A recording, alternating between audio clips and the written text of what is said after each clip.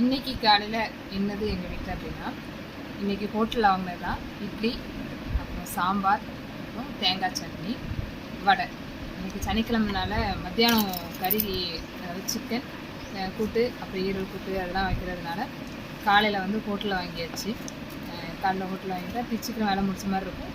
நம்ம online tuition கிளாஸஸும் வழக்கமாக எடுத்துக்கலாம் அப்படின்றதுக்காக. உங்களுக்கும் கூட உளுந்த வடை பிடிக்கும் அப்படின்னா லைக் பண்ணுங்கள். நம்ம சேனலை இன்னும் சப்ஸ்கிரைப் பண்ணாமல் பார்க்கிங்கன்னா சப்ஸ்கிரைப் பண்ணுங்கள்.